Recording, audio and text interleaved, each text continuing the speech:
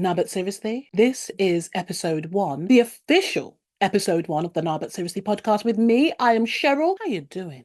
I hope you're good. I hope you're well. Imagine we are in November. We are weeks away from 2025. That is scary because me, mentally, I'm still stuck somewhere between January and I want to say like March. I don't think I ever got out of spring mode. Time is flying. It's wild. So here we are in November, also known as Movember, which is an annual campaign to raise awareness and funds for men's health awareness, like health in its entirety. In support of the campaign, men are encouraged to grow moustaches. And I remember in a former life, when I used to work in corporate, this was definitely something that used to take place every November. You'd see guys just looking all bristly and grizzly, and it was just in support of Movember. So if you see a man that is usually clean shaven, suddenly with a whole ton load of face hair, especially around his mouth, then perhaps he's doing the whole Movember thing. And this is a good thing because, as I said, the idea is to promote men's health. And that includes everything from prostate cancers all the way through to men's mental health. Talking about mental health is quite normal these days. But unfortunately, when it comes to men, there's still a lot of stigma attached to a man admitting, for want of a better expression, that he's struggling. You know, society places pressure on men from when they're boys to act and behave a certain way. And apparently, one of the ways of showing that you're a man is by stifling your feelings and not showing emotion, not showing vulnerability, and just being this hardcore toughie, you know, which is absolute bullshit because when it's all said and done, men and women, we're humans, you know, we all feel, we all have emotions, we all feel vulnerable at times, we all have our ups and downs. It's part of the human experience. I don't understand why that part of being a human should be hidden because you're a man. But you know what? That's another day. Okay. So edging is a thing. It's a real thing. It's a sexual technique that involves bringing yourself or your partner to the edge of orgasm and then stopping right before you climax. The idea is to keep repeating this process to allow pleasure to build and intensify so that when you actually do finally release, it's off the chain. It's funny because this seems to be a bit of a popular topic of conversation in my DMs. I have mainly men asking me what I think about edging, and I think it's great. And I think if you haven't tried it, what are you waiting for? I understand that some people can be a bit apprehensive about doing stuff that falls outside of their norm when it comes to sex, but something like edging is actually relatively simple to do and it's pretty non-invasive. So it doesn't involve you having to include anything or anyone even. You can do the whole edging thing on your own when you're indulging in some self-love, or you can do it with a partner. It's entirely up to you. If you do appreciate pleasure, if you are a pleasure seeker, if you're someone that is always trying to maximize your pleasure sexually, then I think edging is going to be up your street. There are many benefits to edging as well. For one, it helps you gain more control over your orgasm, and being able to exercise control over yourself is always good. You get a longer session if you delay. So whether you're on your own or with a partner, you can lengthen out your playtime until you're good and ready. The end result, a deeper, hopefully, kind of satisfaction. And the third point, probably the main one in my eyes, is enhanced pleasure. It's the building up, then stalling, building up, then stalling. Depending on how long you can do that for, you are just gearing yourself up. You're taking yourself to another level completely. Now, I've got to say, when we're doing things like edging, we've got to be sensible because prolonging and extending could end in physical discomfort. And we don't want that unless that's your thing. And then that's a you thing. But generally, we're not trying to bring on any unwanted physical discomfort. I mean, think about it from the perspective of a guy in particular. I mean, obviously, women, you know, if you edge for too long, shit can get a bit sore, especially if you're not lubed up naturally or otherwise. But for guys, imagine how playing and delaying him for too long could ruin him. That could be mad uncomfortable for him. We already know his piece is super sensitive, or well, a lot of guys. I think actually all guys at some point is going to be super sensitive. So if you're doing all of that and he's super sensitive, yeah, maybe no. So as with anything, I would say we have to be aware of personal boundaries and be attentive to comfortability. Okay, so if you're someone that hasn't yet indulged in edging, but it sounds kind of interesting to you, then here's a few little tips on the best way of getting into it. I would say start slowly. Don't go in with your mindset already set on a sort of time for how long you're going to edge and delay for. And it might actually be better if you tried edging alone first. Well, I mean, that does depend on how comfortable you are with your partner. I mean, it might be something that you're happy to try with your person, but for a lot of people, they might find it better to explore alone and then introduce that to their other half or halves or whatever. So start slowly, and when you feel like you're getting close, slow it down even more or stop. You have to go with what you feel. So you've really got to be in tune with what your body's doing. It's quite easy to get close and then just fall over. Like, let's be real. The feeling of an orgasm for most people is amazing. So your mind might be like, why are we stopping? Just keep going, like just go over the edge. But with edging, it's about getting to that edge, getting to the very, very, very, very, very edge of it, feeling it, tasting it, maybe not tasting it, but feeling it, really kind of knowing that it's seconds away, and then putting it back, stopping it in its tracks. But what you've got to be careful of is not trying to stop it, but it still kind of goes. And then you get one of those moments where it's kind of like, that could have been an amazing orgasm, but because I kind of stopped at the wrong time, it's now kind of half, it's kind of lackluster. It's a little bit, nah. This is why I would say it's about practice, because like with anything, you have to learn. You have to learn yourself. So just go with what you feel. And when you do stop, once you catch your breath and you feel ready to go again, how long that takes does vary from person to person. I can't say to you, oh, it's going to take 30 seconds. No, it depends on yourself. Again, it's about listening to yourself. Once you're ready to go again, then repeat. It's actually a really simple process. I think it's also worth mentioning the importance of deep breathing and being able to focus. This can really help.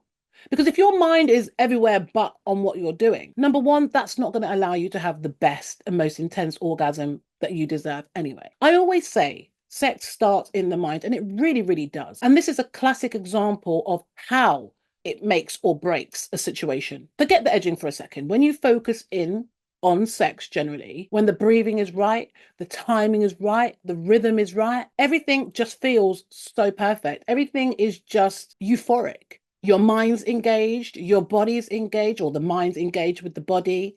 You're controlling your arousal. And you know when you can't take any more. You know when you have to let it go. So in the context of edging, if you're fully in tune, you're going to know when enough is enough. You're going to know when you're there or when you want to be there. Do you know what I mean? So yeah, get mindful. And if you do decide to edge with a partner, communication is everything. Communication is everything anyway when it comes to sex, but even more so, not even more so, but it definitely applies when it comes to edging. Everything needs to be clear. Like, we need to know stuff. So keep communicating. The other day I read an article about a woman that says the best porn that she's ever watched is the porn that she makes herself on her phone or camera.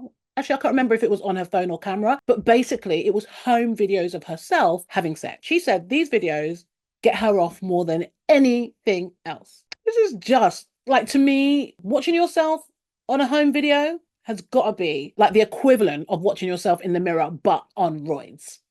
Like, it's a different level altogether. And I would say it's definitely, or potentially, a form of voyeurism and porn kind of rolled into one big sexy ass package. Watching yourself in your own dirty movie, yeah, can absolutely be seen as a form of voyeurism because you're watching yourself from the other side. Voyeurism is a behavior where a person gains sexual pleasure through secretly watching others. Whilst watching yourself might not be secret, the fact that you are watching it secretly and it's like it's other people because you are watching yourself as another somebody.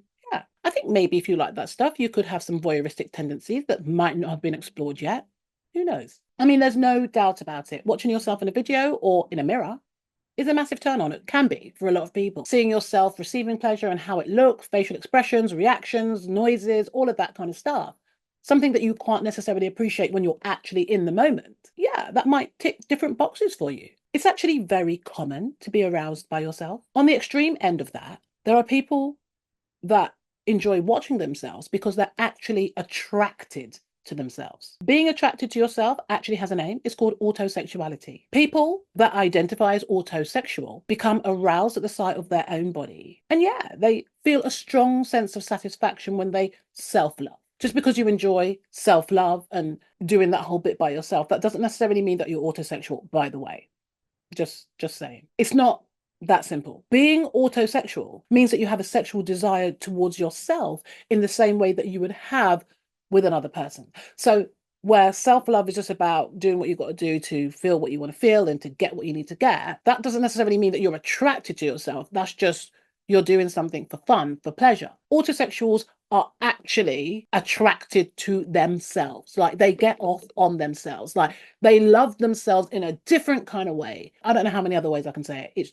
That's just what it is. Autosexuals can still be attracted to other people as well. It's not like to say that, okay, it's only themselves, as with any kind of sexuality. Okay, so I'm not even sure how I got here. We were talking about dirty home movies. Actually, no, that does kind of make sense, actually, because yes, enjoying yourself, enjoying watching yourself, getting rogered, enjoying yourself, having a good time is good, is fun, can be exciting, but it could also be that you're autosexual. I guess that's the point. Anyway, let's move it on. I was sent a reel on social media from one of my homies. Shout out, Kay. We spend a ridiculous amount of time sending silliness back and forth, but I love it. This reel that she sent me was about taller guys. Well, it was actually about this one guy in particular. He was like 6'6", and he was saying that women believe that men that are over a certain height are big everywhere. Basically, the premise of his reel was, listen, I'm not trying to disappoint you ladies. Yeah, I might be 6'6", but my dick isn't 6'6", basically. Now, this has always flummoxed me, this whole idea that just because a guy is tall or just because a guy has got big feet, that he's going to automatically have a big dick. This is not true.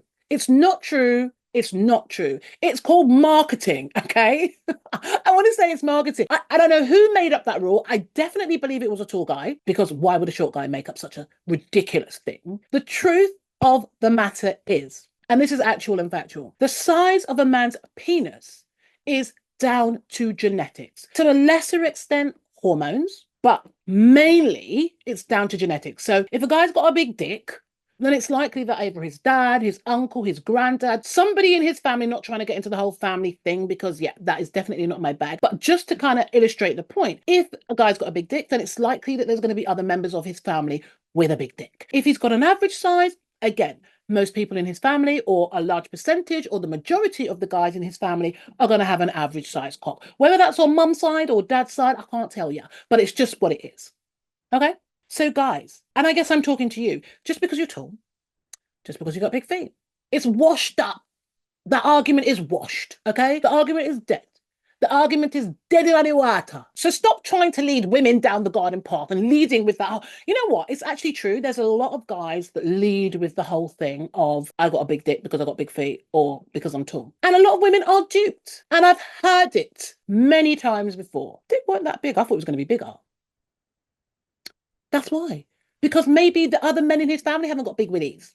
Or maybe on his mum's side, they haven't got big willies. I don't know. All I'm saying is that that's a very old, archaic piece of nonsense right there. So guys, if you are tall and you feel that maybe your package doesn't match your height, that's okay. It's what you do with it anyway. I mean, some women love their massive to the point where they can't walk afterwards and all that kind of stuff.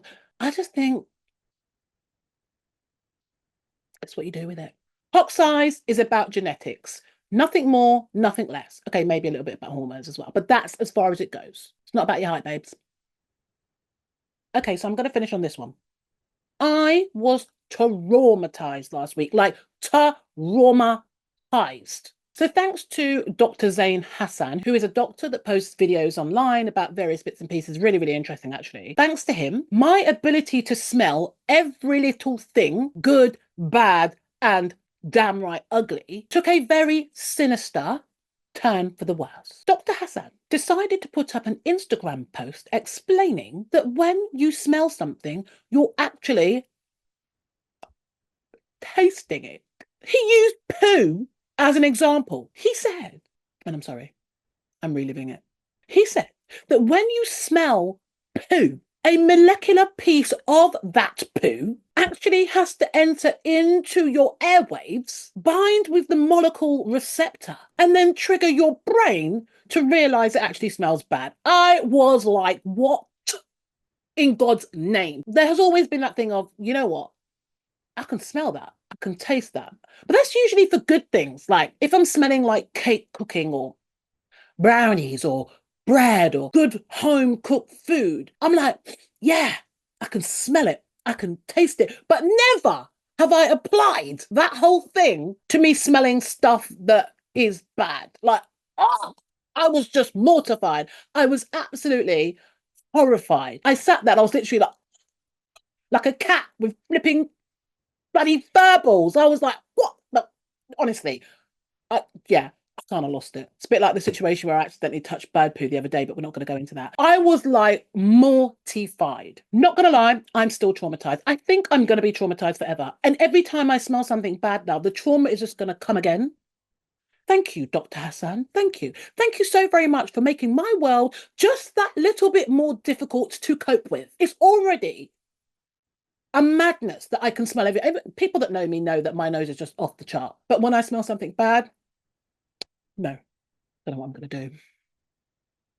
Well, you know what I'm going to do, because like, even just stepping outside of my house, like I always smell stuff, to now know that when I pass someone dirty on the street and I can smell that they haven't bathed for about a week, I'm actually tasting them.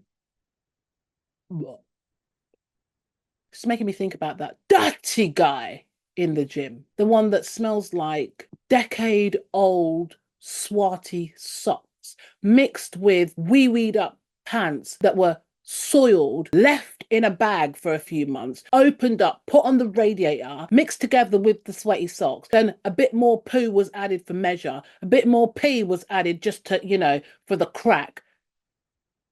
And then just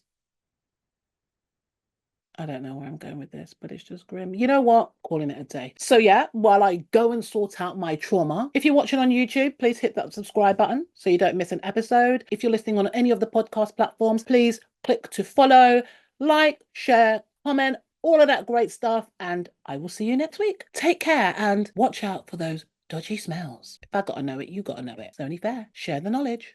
Mwah.